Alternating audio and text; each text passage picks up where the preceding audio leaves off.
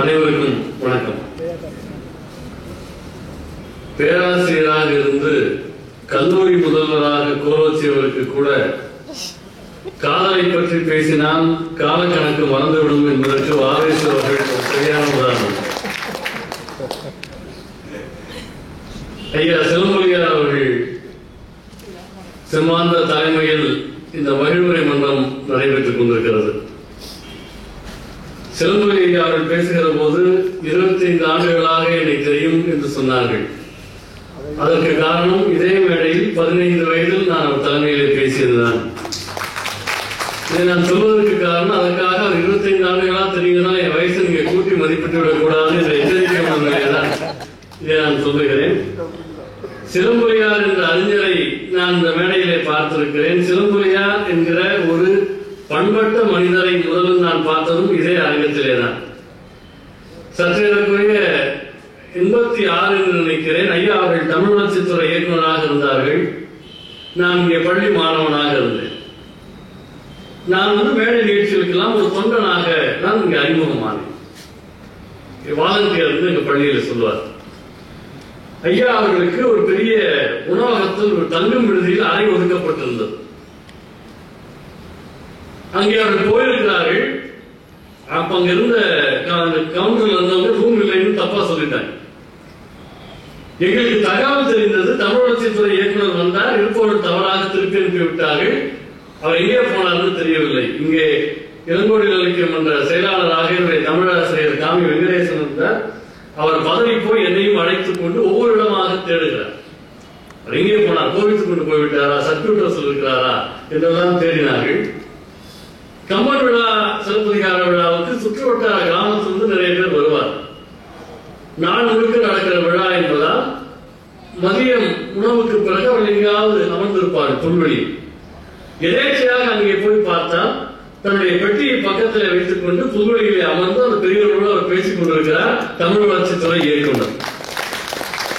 நாங்கள் பதவி போய் வருத்தம் தெரிவித்தோம். அவர் சொன்னா ஒன்றும் பதறாதீங்க, 2 மணி நேரம் தான் இருக்கிறது, இந்த பள்ளியிலேயே ஒரு அறை கொடுங்கள், முகத்தை கழுவி கொண்டு மேடைக்கு வருகிறேன் என்று சொன்ன ஒரு மிகச்சிறந்த மனிதரையும் இந்த அறையிலே தான் முதல் முறையாக பார்த்தேன். இன்றைக்கு 80 நெருங்கிக் கொண்டிருக்கிற ஐயா அவர்கள் 84. நான் கொஞ்சம் மிகையா சொன்னேன். 80 சொன்னாலே நம்ப மாட்டாங்க. 84 நெருங்கினாலும் கவிஞருடைய அந்த கவிதையின் பால் கொண்ட ஈடுபாடு காரணமாக ஐயா அவர்கள் இங்கே வந்ததற்கு நான் முதல் நன்றி தெரிவித்துக் கொள்கிறேன். கண்ணதாசன் படைப்புகளில் விண்ணழகு என்பது எனக்கு தரப்பட்டிருக்கிற தலைப்பு. நானும் ஆவேசவர்களை பின்பற்றி அந்த 2 நிமிடத்துக்கு பிறகு போதான் தொடங்கிட்டேன். இது ஒன்றுதான் உங்களை பின்பற்றி இருக்கு. அதாவது விண்ணழகு என்று சொன்னால் அது ஆன்மீகம். நான் கண்ணதாசன் கண்ட கடவுள் என்று பேசி ஒரு ஒலிப்பு நாடா வந்து நிறைய பேர் கேட்டிருக்கிறீங்க. 20 நிமிஷத்துக்கு அதை சொல்லுகிறேன். கடவுள் என்று எடுக்கிற போது ஒரு கவிஞன் செய்ய வேண்டிய கடமை என்ன என்று பார்த்தால் ஒன்றுதான். சராசரி மனிதனுக்கு கடவுளை எவ்வளவு நெருக்கமாக கொண்டு வருகிறானோ அவ்வளவு தூரம் ஒரு கவிஞனுடைய பணி நிறைவு பெறுகிறது. தள்ளி இருப்பதாக நாம் நினைத்துக் கொண்டிருக்கிற கடவுளை நமக்கு நெருக்கமாக கொண்டு வருவதுதான் கவிஞனுடைய வேலை. எல்லோரும் சொன்னார்கள், மதுரையில்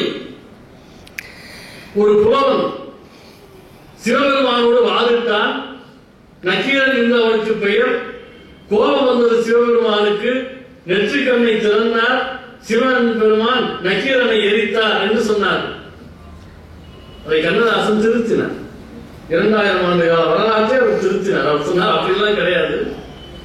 ஆளுக்கு ஒரு கட்சி கட்டி 2 பேரும் சண்டை போட்டுக் கொண்டிருந்தார். நக்கீரன் வைத்த வாதம் ஜெயித்தது, சிவன் வைத்த வாதம் தோற்றது. பொதுவாக தோல்வி வருவோம் என்ன செய்வான், தலையை சற்றி குனிவான். இவர் தலையை குனிஞ்சாரு, நெற்றிக்கண்ட நெருப்பு அவர் மேல பற்றுச்சு, அவ்வளவுதான் வெறும் நடக்கலைன்னார். மங்கையர்தம் கூந்தலுக்கு வாசம் உண்டோ, மனம் என்பது இயற்கையிலே வருவதுண்டோ, தங்கமலர் கண்ணாரை தழுவும் போது தாய்ப்பாலும் வாசம்தான் வருமல்லாது பொங்கி வரும் பூமணத்தை நுகர்ந்ததுண்டோ, பொய் என்று நக்கீர புலவன் கூற தங்கச்சி தோற்றன தலைகுனிந்த தமிழ் சொற்கள் திருக்கோயில் அழைத்த நாடு. இது தென்பாண்டி நாட்டை பற்றி கவிஞர் படித்துக் கொடுக்கிற ஒரு சித்திரம். அதனால்தான் அவர் பாடுகிற சொன்னார்கள். நான் அந்த மேனியை தொடுகிற போதும், சிட்டு போன்ற மேனியை தொடுகிற போதும் தேவனை நினைக்கிறேன், கட்டி கலக்கிற போது கண்ணனை நினைக்கிறேன் என்றெல்லாம் கவிஞர் சொன்னார். அவர் பெண்ணழகை ஏன் பாடினார் என்பதற்கு ஆன்மீகத்தில் இருந்துதான் விளக்கம் கொடுக்கிறார் கவிஞர். அவர் சொன்னார், எனக்கு அப்படி பாடணும் ஆசையெல்லாம் கிடையாது. கண்ணனுக்கு பாண்டவர்கள் மேல் ஒரு கருணை வந்ததாம். அதனால் அவங்க வனவாசம் முடிந்து வந்தார்கள். கண்ணனுக்கு பசுக்கள் மேல் கருணை வந்ததாம். அதனாலதான் இன்னைக்கு பசுவரை தடை சட்டம் வந்துதான். இறந்தவர்கள் மேல் கண்ணனுக்கு ஒரு கருணையாம். அதனால்தான் மறுபிறப்பில்லாத நிலைக்கு போனார்களாம். பாண்டவர் மேல் நீ வைத்த ஆசையால் அவரெல்லாம் பதிமீண்ட கதைகள் கேட்டேன். பசுக்கள் மேல்